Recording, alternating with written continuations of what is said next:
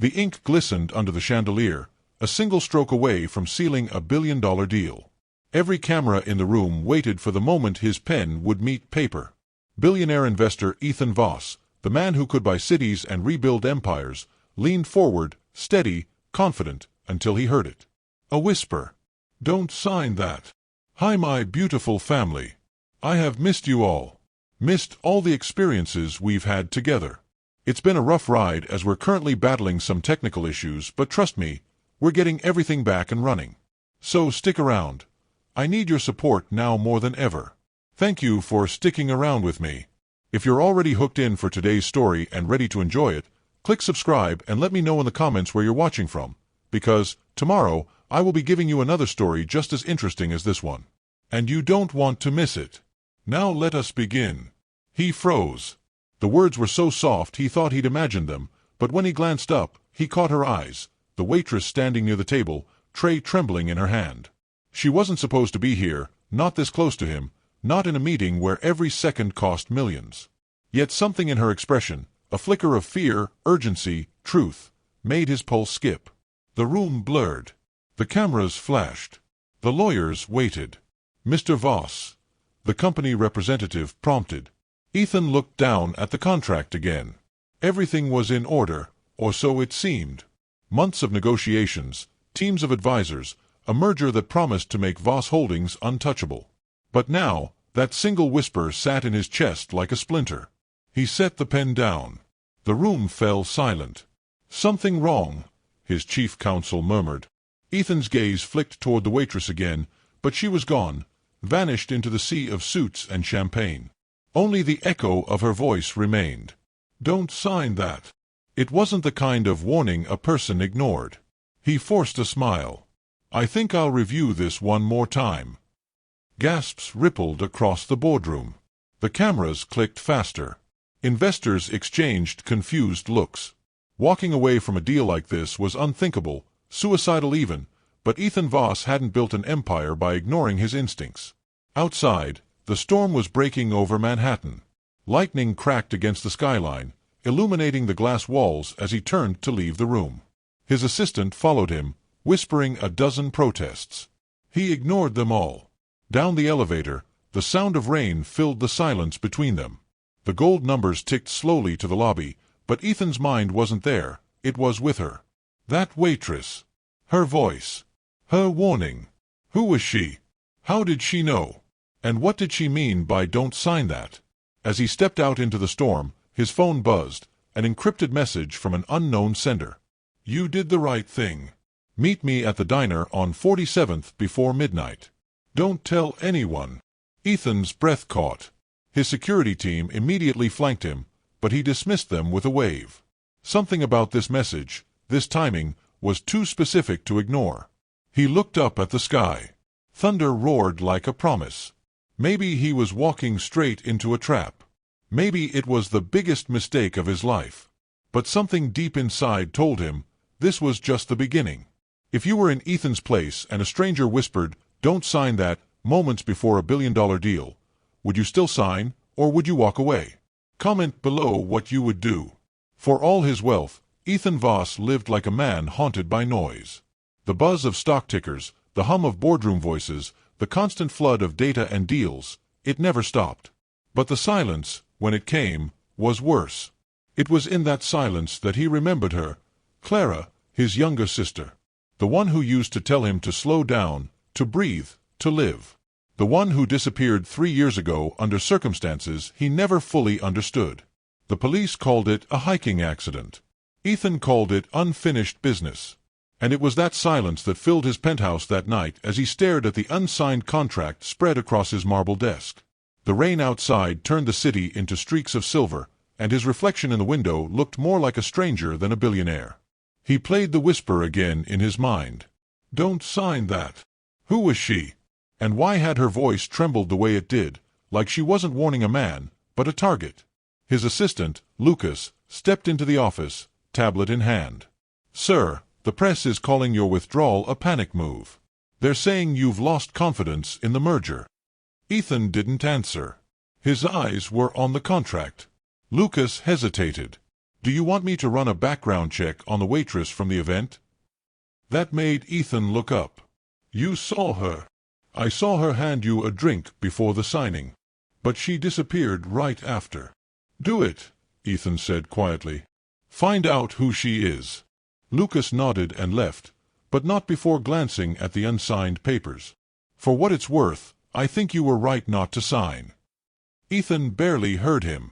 He turned back to the contract, tracing the corporate seal printed at the bottom, Ascentus Global Industries. It was his competitor, but something about their sudden eagerness to merge had always bothered him. Too polished. Too quick. He reached for his phone and dialed his private auditor.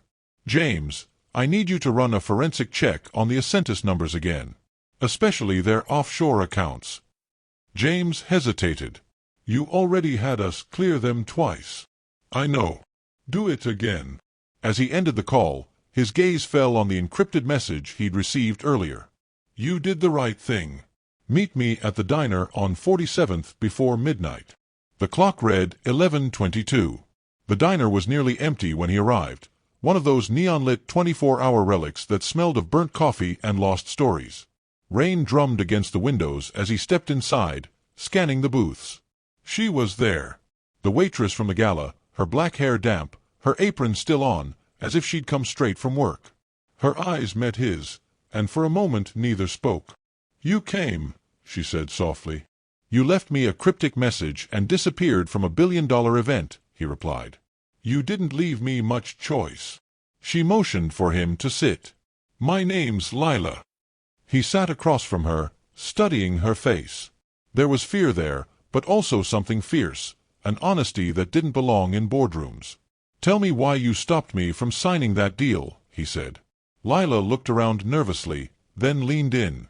Because that contract wasn't what you think it is. It's not a merger, Mr. Voss. It's a takeover. A very dangerous one. He frowned. Explain. Her hands trembled as she pulled a small flash drive from her apron pocket. Everything you need to know is on this. But you can't trust anyone on your board. Not even your assistant. Ethan's jaw tightened. You're asking me to believe a stranger over my own team?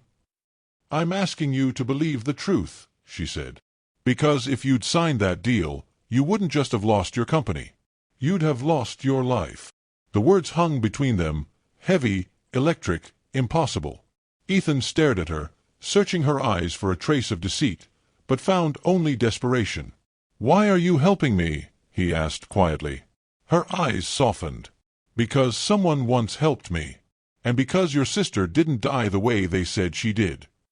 His blood ran cold. What did you just say? Lila stood up, pulling her coat tight around her shoulders. You'll understand soon. Just don't trust anyone. Not yet. Before he could respond, she was gone, vanished into the storm just like before. Ethan sat there in silence, the flash drive warm in his hand. His pulse thundered in his ears. What did Lila know about Clara? And how deep did this go? Outside, lightning forked across the city skyline, as if the heavens themselves had just signed something in fire. Would you take the flash drive and open it immediately, or would you investigate first to see who's really behind the warning? Drop your thoughts in the comments. What would you do if you were Ethan? The storm had followed Ethan home like a warning. Thunder rolled above the glass towers, and rain streaked across the penthouse windows as if the city itself were weeping secrets. He sat in his study, staring at the small flash drive Lila had given him. Such a tiny thing, yet it carried the weight of every doubt clawing at his mind. Your sister didn't die the way they said she did. Her voice echoed in his head again, quiet but certain. That single sentence had cracked open something Ethan had spent years burying. Clara's death had never felt real. No body, no closure, just an accident report and condolences that sounded rehearsed. But he'd learned long ago that money could silence truth. And if Lila was right, then the silence around Clara's death had been bought. He exhaled, inserted the flash drive, and opened the file. A single folder appeared, encrypted. He entered a decryption code, his own system, one few people knew existed. The files bloomed to life, documents, images, and a string of video recordings.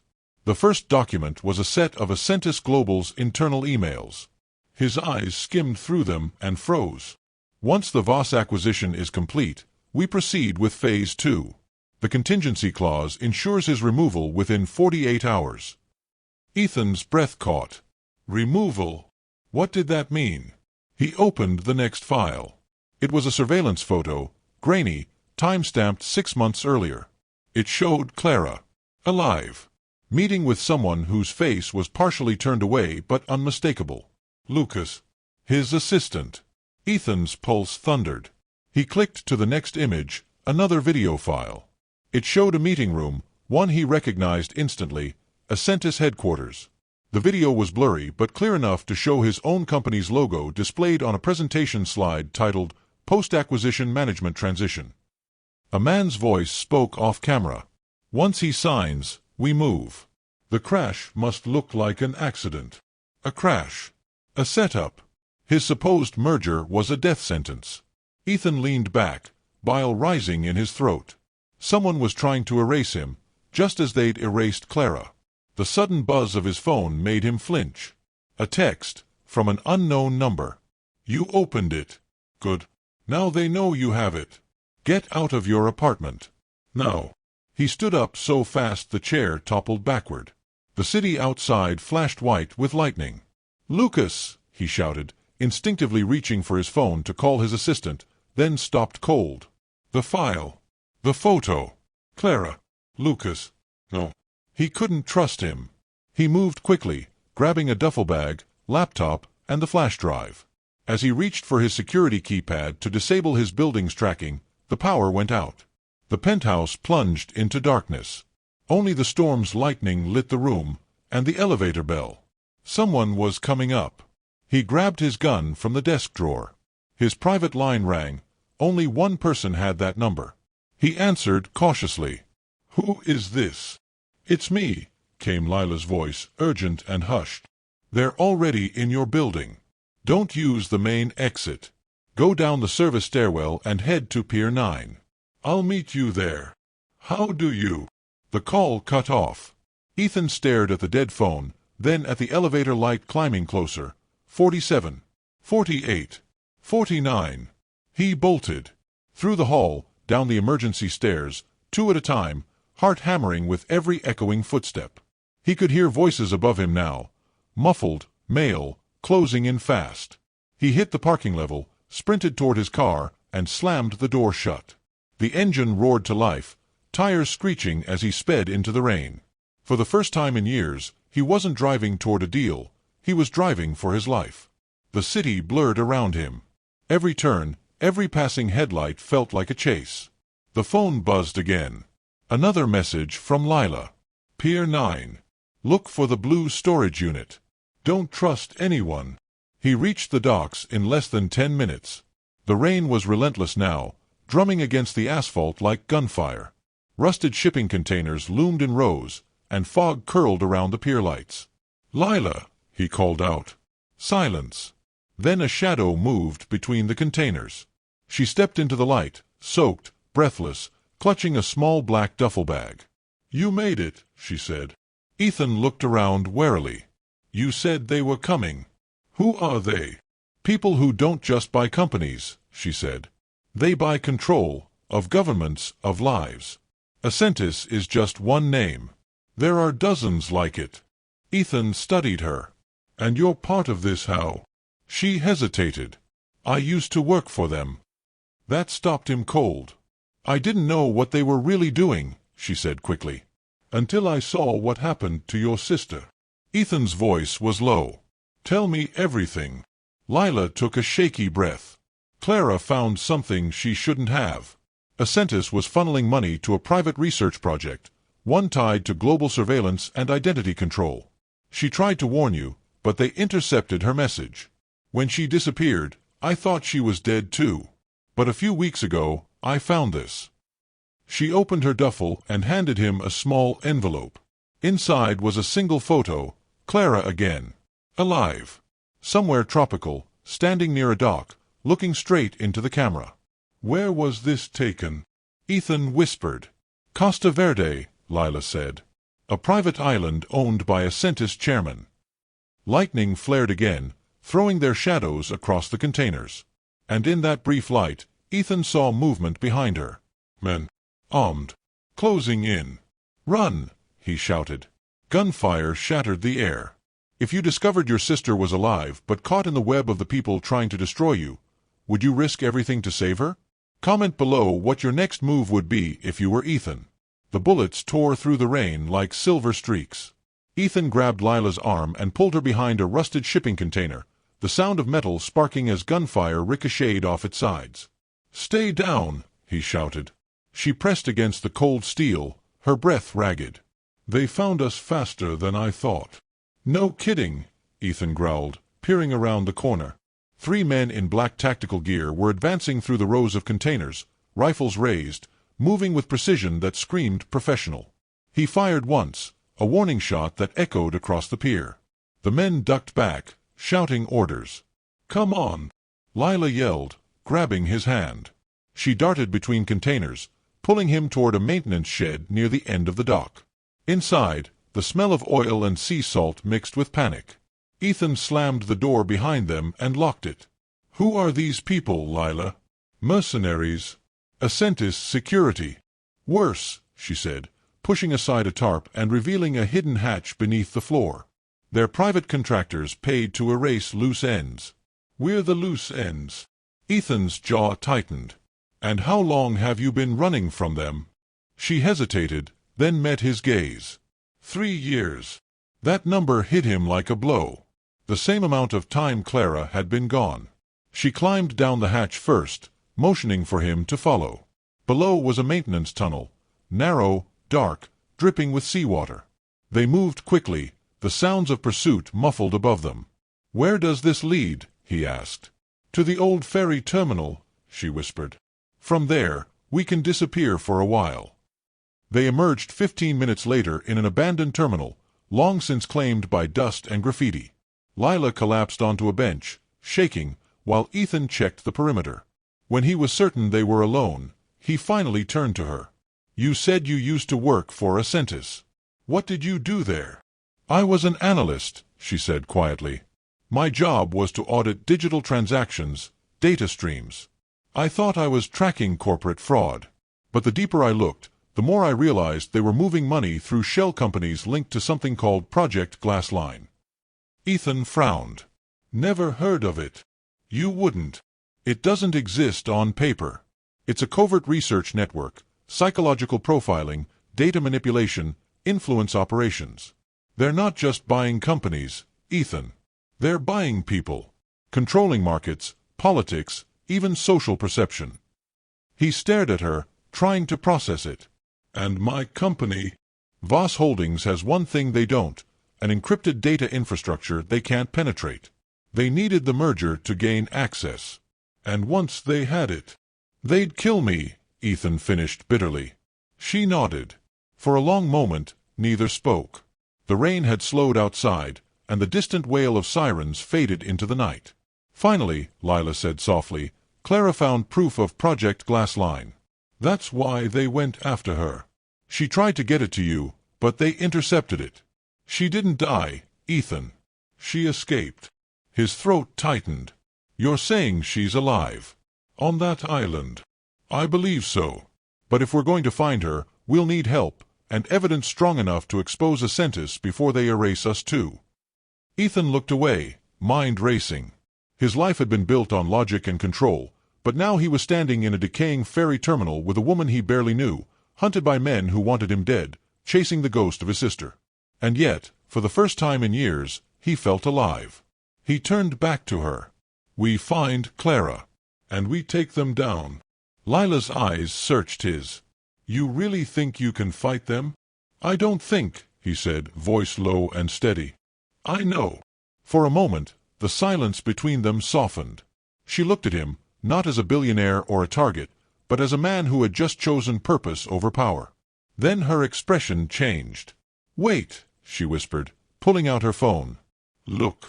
The screen showed a new message, anonymous, same encryption signature as before. "You're not safe there. Pier 9 was a diversion. They're tracking your signal. Head to the glass house. Bring the drive." Ethan frowned. What's the glass house? Lila hesitated. An old Ascentis research hub. Decommissioned years ago.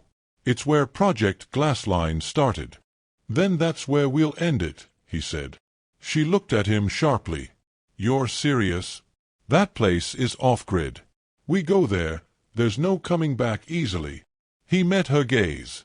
Then we make it count.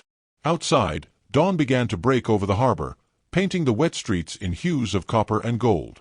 Somewhere out there, Clara was waiting, or hiding. Somewhere, the truth waited to be unearthed. And Ethan Voss, the man who once measured success in numbers, now measured it in heartbeats.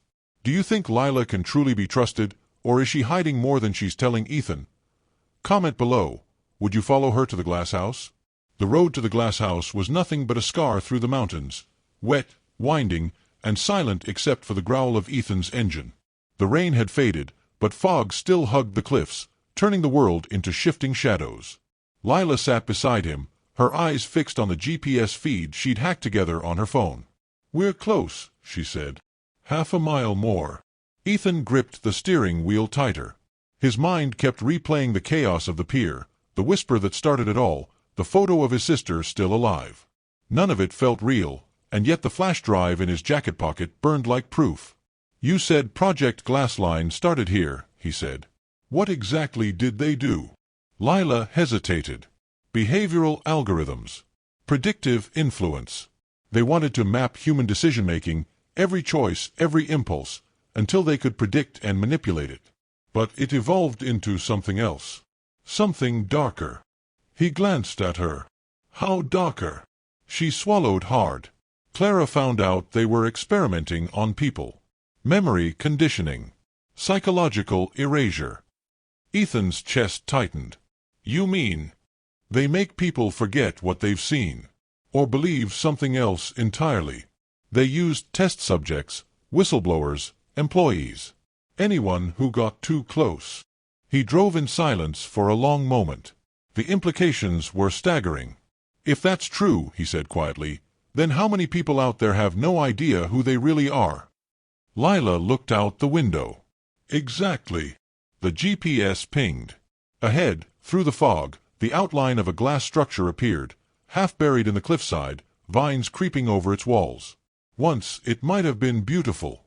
Now it looked like a monument to something the world wasn't supposed to remember.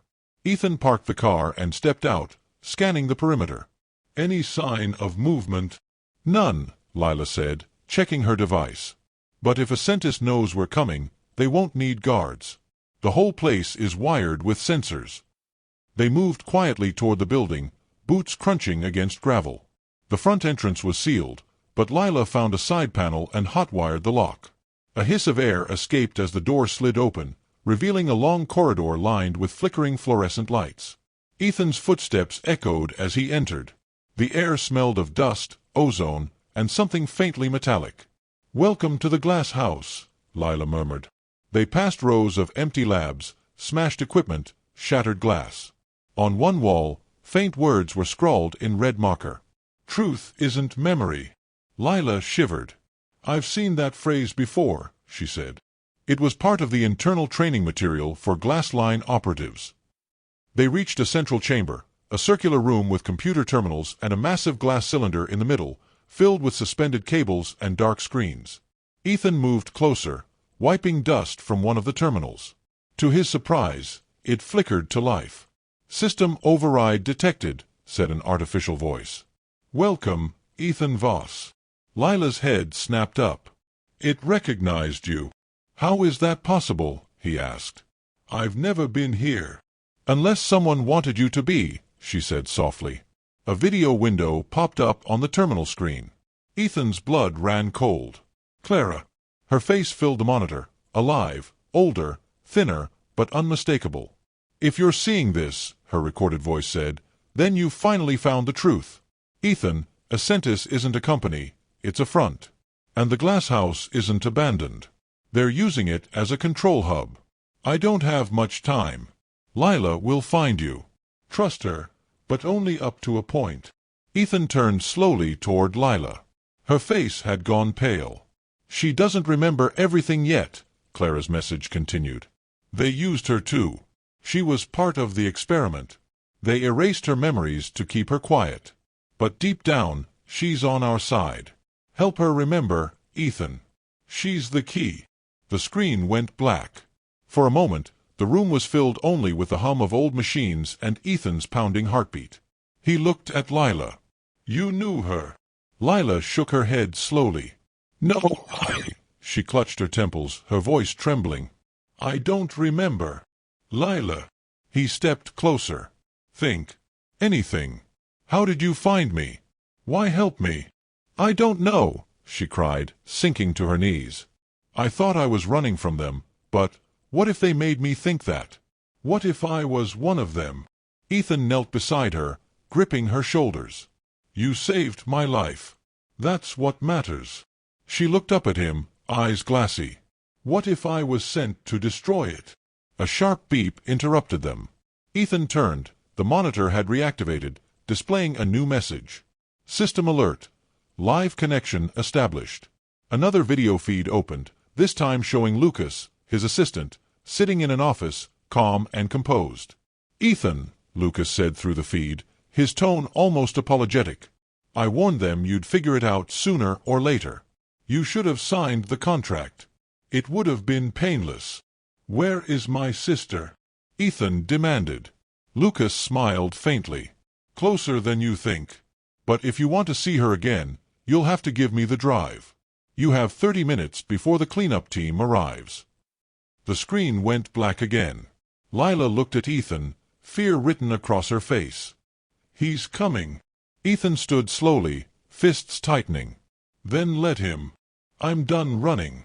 But behind his resolve, doubt gnawed at him. Doubt about Lila, about his sister, about his own memories. If they could erase truth, how much of his life had been rewritten already? And what if saving Clara meant losing everything else? His company, his freedom, even Lila. What would you do if you discovered the one person protecting you might have been programmed to betray you, and didn't even know it? Comment below. Could you still trust them?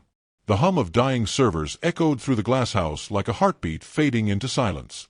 Sparks flickered from broken monitors as Ethan stared at the blank screen where Lucas's face had disappeared. Rain seeped through the shattered ceiling. The world outside felt impossibly distant, like something he used to belong to, long before the lies, the whispers, the blood. Lila sat slumped against the wall, her hands trembling, her eyes hollow. He said a cleanup team's coming, she whispered. We don't have much time. Ethan didn't move.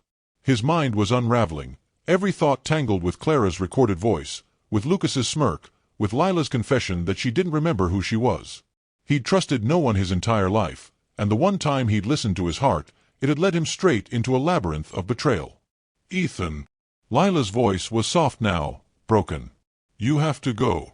Take the drive and leave me. He turned to her, eyes burning. I'm not leaving you. You don't understand, she said, voice cracking. What if I'm one of them? What if I was sent to? He slammed his fist into the wall, cutting her off. Then they failed. Because whoever you were, that's not who you are now. Her eyes filled with tears. You don't know that. I do, he said fiercely. Because you warned me.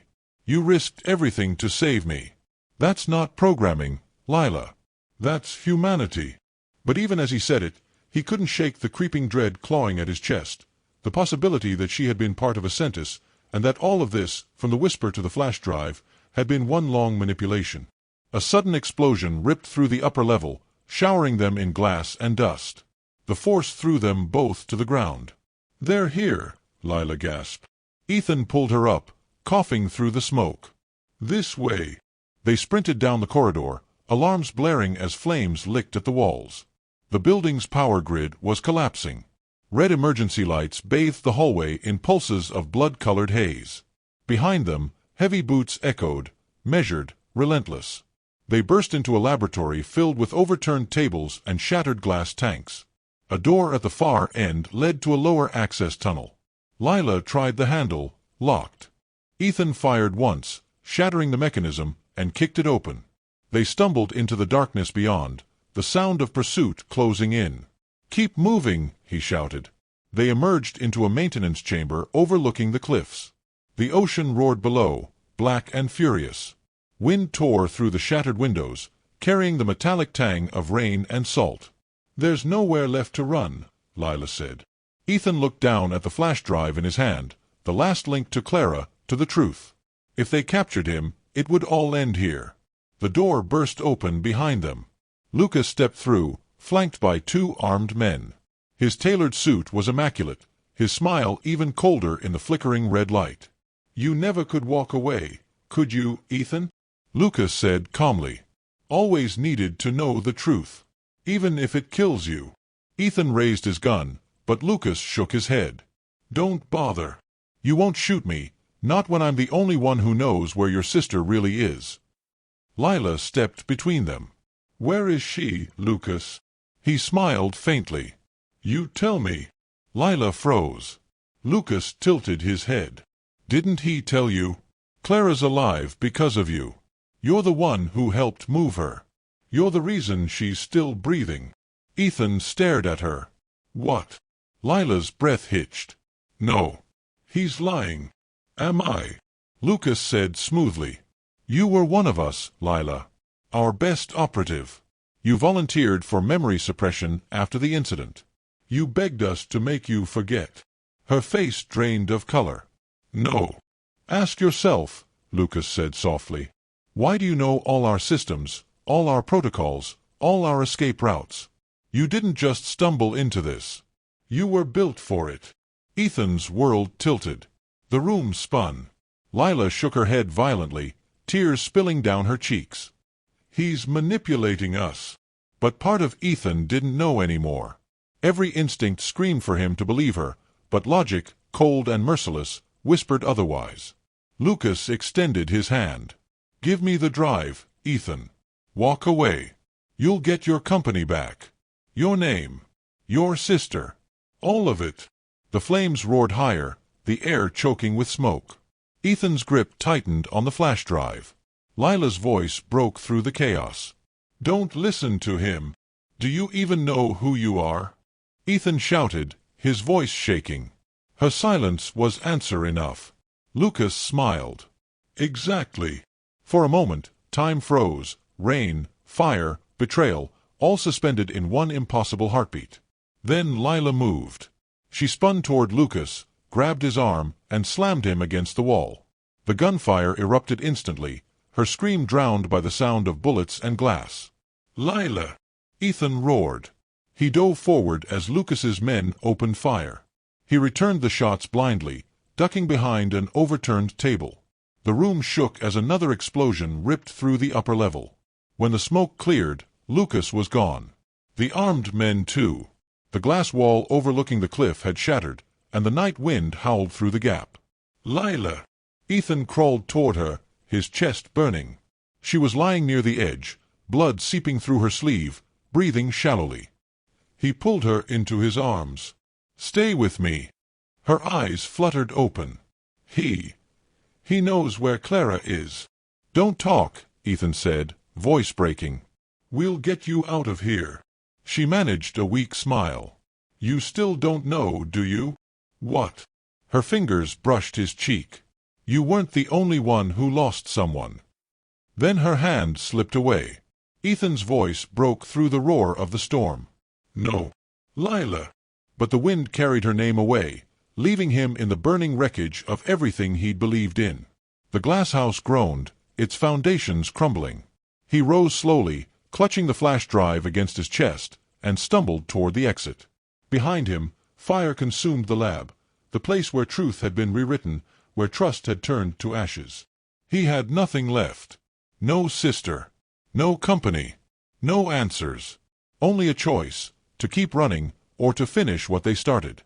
Outside, the storm raged on, erasing every footprint he left behind. The flames of the glass house still burned in the distance as dawn began to crawl over the mountains. The wind had softened, carrying the smell of smoke and salt from the sea below. Ethan stood at the edge of the cliff, his clothes torn, face streaked with soot, the flash drive clutched tightly in his palm. Behind him, the building collapsed in a thunder of steel and fire, a grave for secrets and ghosts alike. For the first time in years, He felt nothing. No anger. No fear. Just emptiness. He sank to his knees in the dirt, staring at the flash drive as though it might speak. It held answers, proof, corruption, maybe even Clara's location, but right now it felt like a curse. Every person he'd trusted was gone or broken. The weight of every choice pressed against his chest like stone. Then, faintly, his phone buzzed. The cracked screen flickered to life. One new message from unknown. You did what you had to. Follow the path. Trust your heart. The number was untraceable, the signal scrambled, but something about the message felt familiar. Not Lila's encryption pattern. Something gentler. Older. He looked at the flash drive again, and saw it then. A faint engraving along the metal edge. CV-07. Clara Voss. Clara, he whispered. He remembered her laugh, the way she'd called him out for chasing power instead of purpose. You can buy every company in the world, Ethan, she'd said once, but if you lose yourself, what's left? Those words, buried for years, now rose through the smoke and grief like light through cracked glass. He wiped the blood from his brow and stood. He had spent his entire life fighting to control everything. Markets, people, outcomes. But control had brought him here, alone, surrounded by ruins. Now, maybe it was time to let go of control, and fight for something true. He plugged the flash drive into his phone's portable port. The screen filled with data streams and codes, files upon files unraveling like digital veins. Somewhere in the mess, one folder blinked open automatically. Project Glassline. Master Key Directory. Inside it, a string of coordinates. A private island chain off the coast of Costa Verde. Clara's island. He exhaled slowly. You're alive. The pain in his chest shifted, transforming into something fierce and clean. Resolve. He opened his GPS map, input the coordinates, and began planning his route. Offshore transport, fake ID, discreet transfer through Panama. Every move he made now wasn't for survival, it was for her. A rustle behind him made him spin, gun drawn. A figure stepped out from behind the wreckage, limping, burned, but alive. Lila. Her face was pale, her arm bandaged with a torn sleeve, her eyes hollow yet unbroken. You're alive, Ethan said, disbelief and relief crashing together. She managed a weak smile. Takes more than bullets to kill a bad memory. He lowered the gun and moved to steady her. You shouldn't be here. Neither should you, she whispered. But you are. Because you're not done yet. He studied her face, the pain, the guilt, the courage. For all her uncertainty, for all her fractured past, she was still standing. Still choosing the fight. Lucas was right about one thing, she said softly. I helped move Clara. I just didn't know it at the time. But if she's alive, I want to help you find her. Ethan nodded. You're sure? She held his gaze. I may have been built to deceive, but I get to choose who I am now. Something shifted between them, something unspoken but powerful. Not romance, not yet, but the fragile trust of two broken souls rebuilding themselves from the wreckage. Ethan looked toward the horizon, where the sun was beginning to burn through the mist. He pocketed the drive. Then we find Clara. And we end a sentence, for good. Lila exhaled, a mix of fear and relief. That's a death wish. He smiled faintly. Maybe. But it's the first one that makes sense. They began the trek down the mountain road, silent but steady, side by side. Every step carried them further from the ashes of who they were, and closer to who they had to become. For the first time since that whisper, "Don't sign that," Ethan Voss felt something like clarity. The truth wasn't in the numbers, or the power, or the contracts. It was in the courage to face what scared him most, the truth itself. He glanced at Lila. When we find her, what then? She looked ahead, eyes on the sun breaking through the clouds. Then we remind her that truth doesn't hide forever. Ethan smiled, a small, real smile that reached his eyes. My sister used to say the same thing. Then maybe, Lila said softly, she left more of herself in you than you realize. They kept walking as the light grew stronger, the smoke behind them fading into the horizon. Ethan didn't know what waited on that island, danger, deception, or salvation, but for the first time, He wasn't afraid to find out. He was ready. The sea was a mirror of silver and shadow when their boat reached the island.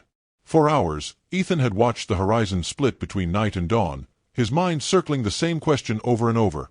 What if Clara wasn't the sister he remembered anymore? What if a Sentis had changed her, twisted her into something unrecognizable? Lila stood at the bow, the wind pulling strands of hair across her face. She didn't speak, but Ethan could see the same worry reflected in her eyes. They'd crossed borders, burned identities, and survived betrayal. And now, at last, every path led here, to truth or to the end. The island was small, ringed by jagged cliffs. A sprawling complex sat at its center, half laboratory, half prison, its windows glowing faintly against the breaking dawn. The Ascentis logo gleamed on the main tower, a glass circle with a single, unblinking eye. They beached the boat in silence and climbed the rocky incline, careful not to trigger the perimeter sensors. Ethan's hand rested on the gun at his belt, his pulse steady now, not from calm, but from focus. Lila crouched near a control panel built into the cliffside. "They're using a mirrored security grid," she whispered. "If I override this, we'll have 10 minutes before they notice." Ethan nodded. 10 minutes is all we'll need." The door hissed open, revealing a long corridor of polished metal and cold light. The air smelled of disinfectant and ocean salt. Somewhere deep inside, machines hummed softly, alive, waiting. They moved quickly through the halls, passing rooms filled with screens and containment pods. Faces flickered on monitors, test subjects, data patterns, brainwave scans. Ethan's gut twisted. "This isn't research," he muttered. "It's control." Lila's voice was barely audible. "I was part of this." He squeezed her hand briefly. "Not anymore." They reached a central chamber. In the middle stood a large cylindrical tank filled with blue liquid, cables running into its base. Inside it, motionless, was a woman. Ethan's world stopped. "Clara," he whispered. She looked almost untouched by time. Her hair floated weightlessly around her face, her expression peaceful, as if asleep. The same face he remembered from childhood, only now wired into a machine that pulsed like a heart. Lila moved to the console. "She's in a deep stasis field. Brain activity minimal, but alive." Ethan pressed his hand against the glass. "Why? Why would they keep her like this?" A voice echoed from behind them. "Because she's the key." They turned. Lucas stepped out of the shadows, dressed in black tactical gear, his calm smile cutting through the sterile light. "I told you she was alive," he said. "But you never asked why." Ethan raised his gun. "You're done, Lucas." Lucas chuckled. "You still think this is about you? About money or power?" Clara was the prototype for Project Glassline. Her neural patterns, her empathy, are the foundation of everything we built. She's the only one who can stabilize the network. Ethan's jaw tightened. "You turned my sister into code." "We turned her into evolution," Lucas replied coldly. "And you're standing in the way of it."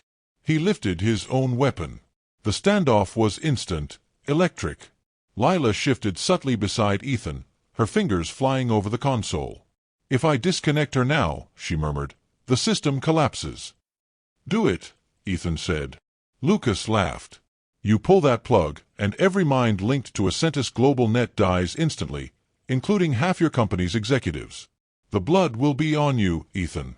Again." He hesitated, just long enough for doubt to creep in. Clara's voice, soft and distant, echoed through the intercom. "Ethan." The sound froze him. Lucas smiled. "Ah, the network's awake." "Ethan, please." Clara's voice wavered. "Don't let them destroy it. There's more at stake than you know." Lila's eyes widened. "She's connected. They're speaking through her." Ethan's throat tightened. "Clara, it's me. I'm here. You shouldn't have come." The lights dimmed. Screens flared to life across the chamber, showing data streams moving at impossible speeds. Clara's heartbeat filled the room, steady, mechanical. Lucas stepped closer. "You see now. She's beyond saving. She is the system." Lila grabbed Ethan's arm. "He's lying. Look at her brain pattern. She's resisting the control. She's fighting them. Ethan's mind raced. If he disconnected her, he risked countless lives. If he didn't, she'd remain their prisoner forever. He looked between them, Lucas with his cold certainty, Lila with her desperate conviction, and Clara suspended in light, caught between life and code. Then he made his choice. He lowered the gun. Lucas smirked, until Ethan pulled the flash drive from his pocket and slammed it into the control port. Override initiated. The system blared. Lucas lunged, but Lila intercepted him, her movements sharp and fluid, driven by instinct she hadn't known she still possessed. The two collided, fighting viciously. Sparks flew as bullets struck metal. Ethan sprinted to the main console, fingers flying across the screen. The flash drive's encryption unlocked hidden files, a kill switch protocol Clara had built herself. "Ethan," her voice faltered. "You found it." "I'm not letting them use you anymore," he said, tears streaking through the soot on his face. "Not for this." "Then promise me something," Clara whispered. "Don't let my sacrifice end with revenge." He hesitated, his hand hovering over the final command. Lucas threw Lila aside and charged. Ethan spun, fired once. Lucas staggered, disbelief etched across his face. "You never understood," he gasped, collapsing. Ethan turned back to the console. "I understand now." He pressed execute. The system screamed. Lights burst. The glass tank shattered as liquid spilled across the floor. Clara's body convulsed, monitors exploding into static. Ethan rushed forward, catching her as she fell into his arms, shivering, gasping. Her eyes fluttered open. "You did it. You're safe," he whispered. But the alarms told a different story. The whole facility was collapsing. Lila stumbled to her feet, blood on her lip. "We have to go." Ethan carried Clara toward the exit. The ceiling cracked, debris falling around them. They reached the outer corridor as flames and sirens merged into chaos. At the cliff's edge, the helicopter Lila had called in earlier hovered, blades slicing the dawn. Ethan handed Clara up, then turned to help Lila aboard. "Go!" she shouted over the wind. "I'll trigger the self-destruct manually." "No," Ethan barked. "We're leaving together." But she was already running back into the smoke, her silhouette swallowed by fire. "Lila!" he roared. The helicopter lifted. The island below bloomed in orange light, fire devouring the last evidence of a Centis empire. Ethan held Clara close, tears of relief and grief mixing on his face. She stirred weakly. "She saved us." He nodded. "She saved everyone." Below, the glass-lined complex imploded, sinking into the sea like a dying star. If you were Ethan, faced with the choice to save one life or destroy a system controlling millions, what would you have done? Drop your thoughts in the comments. The ocean was calm again. Weeks had passed since the island burned, but Ethan still woke to the sound of waves breaking against the shore, the same rhythm that had echoed beneath the glass house before it fell. Now, the world called him the man who dismantled a god. The news ran endless cycles of headlines: a Centis network collapse, thousands freed from digital dependency. Governments scrambled, CEOs vanished, and whistleblowers flooded the airwaves with stories of manipulation, control, and the price of power. But Ethan stayed silent. He and Clara had retreated to a small coastal town, far from the cameras, the questions, and the ghosts. The sunlight that poured through their windows every morning felt unreal after months of smoke and metal. Clara sat on the porch now, wrapped in a light blanket, staring at the sea. Her body was weak, still recovering from years in stasis, but her eyes were alive again, bright, thoughtful, searching. Ethan stepped outside, 2 mugs of coffee in hand. "You used to hate this," he said softly, handing her one. "The quiet." She smiled faintly. "I used to think silence meant loneliness. Now I think it means freedom." They watched the tide roll in. For the first time in a long time, Ethan didn't feel the need to fill the silence. "You saved a lot of people," she said. "Even if they'll never know." He shook his head. "We saved them. You built the code that destroyed their control." Clara looked down at her hands. "I just wish Lila could have seen this." Ethan's throat tightened. He hadn't stopped thinking about her, the way she'd run into the fire without hesitation. The last look she'd given him. The peace in her eyes. She did, he said finally. In her own way. A soft breeze carried the smell of salt and pine. Clara took a slow sip of coffee, then turned to him. You know, I read your interviews. You never took the credit. He smiled faintly. Credit built a sentence. I don't owe it anything. For a while, they sat in silence again. Then Clara spoke, voice quiet, but sure. What will you do now? Ethan looked at the horizon, where the sun broke through a band of clouds, the same color as the light that had filled the glass house before it burned. I think I'll rebuild, he said. Not companies. Not empires. Just people. There are survivors of the network all over the world, people who've forgotten how to live without orders, without control. I want to help them remember. Clara smiled. That sounds like something I'd do. He laughed softly. Guess I'm finally learning from my little sister. She nudged him gently. You're still the bossy one. Not anymore, he said. Not after all this. A moment of quiet passed before Clara reached into her pocket and pulled something out. A small pendant, glass, cracked, but still faintly glowing from within. I found this in my stasis chamber, she said, placing it in his palm. Lila's memory crystal. I think she left it there on purpose. Ethan stared at it, the faint pulse of light flickering like a heartbeat. When he pressed his thumb to the surface, a holographic image appeared, static at first, then Lila's voice, calm and soft. If you're hearing this, it means I didn't make it out.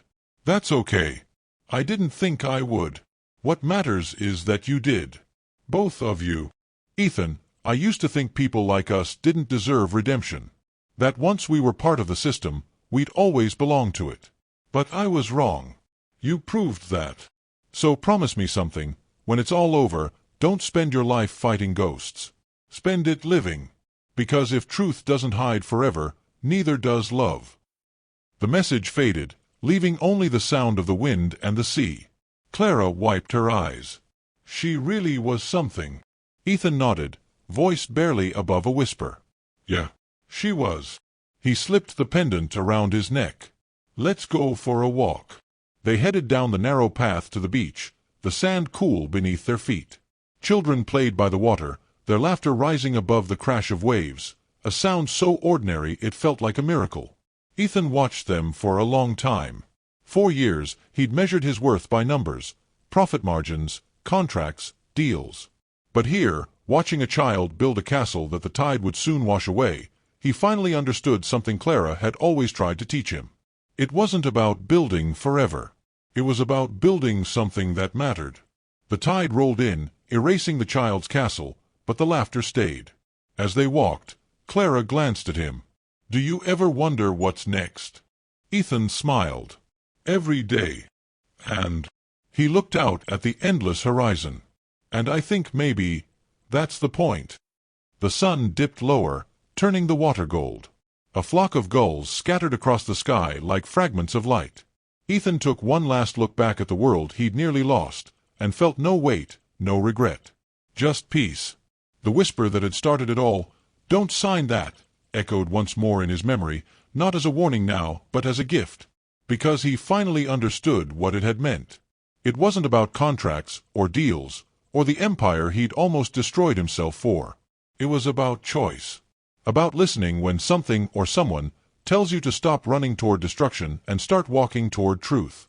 He turned to Clara, smiling softly. Ready? She nodded. Ready. And together, they walked toward the water, the sun painting their path in light. 2 survivors, 2 souls remade, finally free from the machines that once defined them. The waves rose and fell, erasing footprints as they went. But this time, Ethan didn't look back. Really meant for Ethan, a warning against greed, or a call to rediscover his humanity. Let me know in the comments. The end. Thank you for watching this story to the end. If you enjoyed this story, you will surely love the next one. It's as crazier and more intriguing as you can ever imagine. So do check it out. Click on the image showing on your screen right now to watch the next one.